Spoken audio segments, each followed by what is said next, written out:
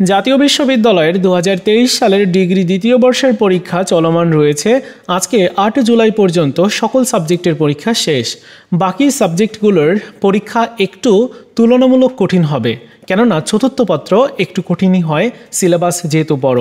আপনারা অনেকে বলেন যে ভাইয়া খ এবং গ বিভাগের প্রশ্নের উত্তর আমরা মুখস্থ করতে গেলে অনেক সময় লাগে, অনেক সময় মুখস্থও করতে পারি না, যেহেতু কম সময় তাই সবগুলো প্রশ্ন কমপ্লিট করতে হয়।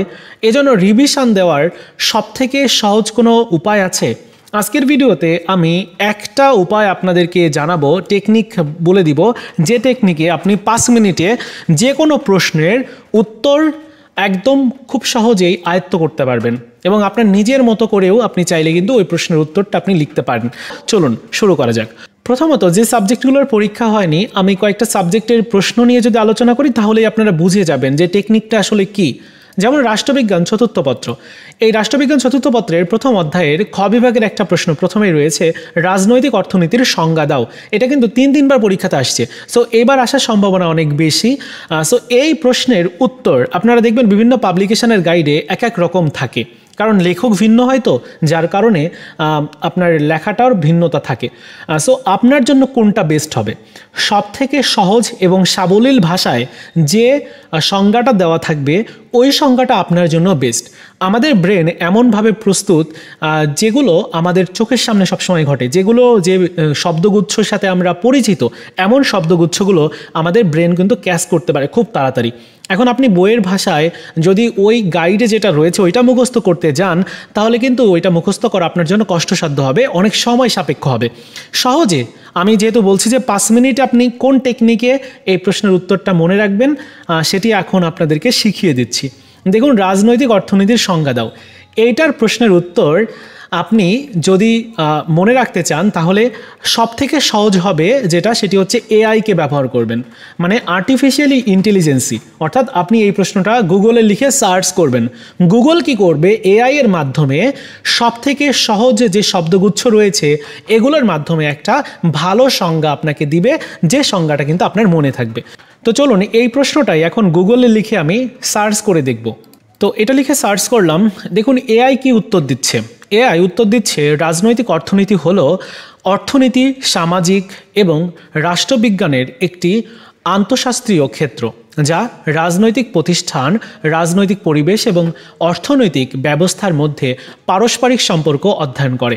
সহজভাবে বললে এটি রাজনৈতিক ক্ষমতা ও অর্থনৈতিক কার্যকলাপের মধ্যে সম্পর্ক নিয়ে আলোচনা করে। আসলে এআই যেটা করে সবথেকে সহজভাবে সংজ্ঞাটা দিয়ে থাকে, এবং প্রথমেই যদি আপনি ওই সংজ্ঞাটা জেনে যান তাহলে প্রশ্নের উত্তরটা কিভাবে হবে, কেমন হবে, সেটি সম্পর্কে কিন্তু আপনি ভালো করে বুঝতে পারেন। যেমন এখানে আরও দেখুন, যদি আমি ক্লিক করি তাহলে এখানে বিভিন্ন সংজ্ঞা তারা দিয়েছে, সংক্ষেপে যদি কিছুটা বলে দিয়েছে, সো আপনারা একটু পড়লেই বুঝতে পারবেন। আমি অন্য একটা প্রশ্ন নিয়ে আলোচনা করি, তাহলে আরও ভালো বোঝা যাবে। যেমন এখানে রাজনৈতিক অর্থনীতির পরিধি ও বিষয়বস্তু আলোচনা করতে বলেছে, অর্থাৎ রাজনৈতিক অর্থনীতির পরিধি কী এবং এগুলোর বিষয়বস্তুগুলো কী। সো আমি এটা লিখেও গুগলে সার্চ করি।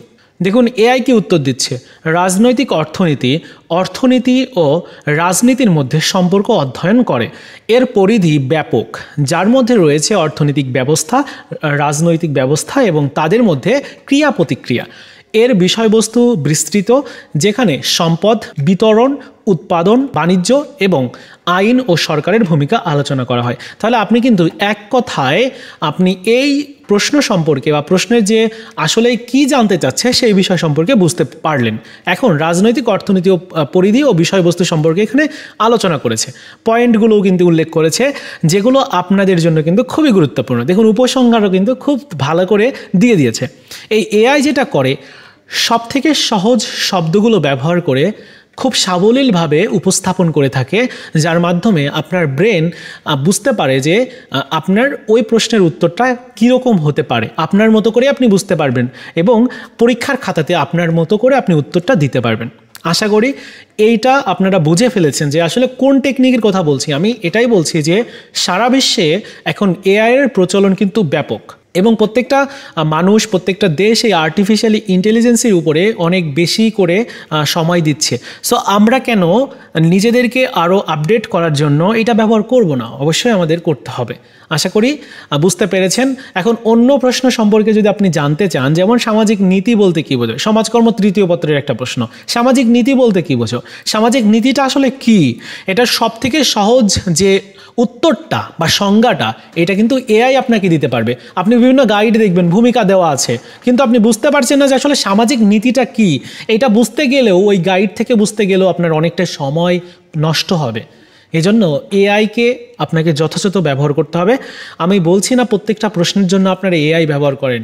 যে প্রশ্নগুলোর উত্তরগুলো একটি ক্রিটিক্যাল, আপনি বুঝতে পারছেন না যে আসলে কি, সংক্ষিপ্তভাবে খুব অল্প সময়ে আপনাকে প্রিপারেশান নিতে হবে। প্রত্যেকটা প্রশ্ন আপনাকে উত্তরগুলো মনে রাখতে হবে। এজন্য এআইকে ব্যবহার করা সবথেকে বেশি গুরুত্বপূর্ণ। তো আশা করি আপনারা এই প্রশ্নগুলো নিয়ে আর কোনো প্রশ্ন করবেন না। প্রত্যেকটা সাবজেক্টের প্রশ্নের ক্ষেত্রে আপনারা সেম কাজগুলো করতে পারেন, তাহলেই হবে। তবে অঙ্কের ক্ষেত্রে অঙ্কও অনেক সময় দেখা যাবে যে অঙ্কগুলো রয়েছে সেগুলোরও কিন্তু উত্তরগুলো এআই করে দিচ্ছে সহজেই।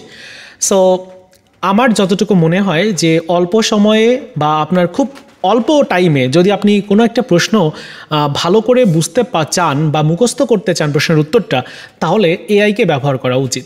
যাই হোক বন্ধুরা, এই ছিল আজকের মতো ভিডিও। খুব সংক্ষিপ্তভাবে আপনাদেরকে বুঝিয়ে দিলাম, টেকনিকটা জানালাম, কার কেমন উপকার হয়। অবশ্যই আপনারা ব্যবহার করার পর এসে আমাকে বলবেন যে গাইডে কীরকম উত্তর দেওয়া আছে, এআই কীরকম উত্তর দিচ্ছে। যেরকম আপনার ভালো মনে হয়, যেটা আপনার স্বাচ্ছন্দ্যবোধ মনে হয়, ওইটাই আপনি করবেন।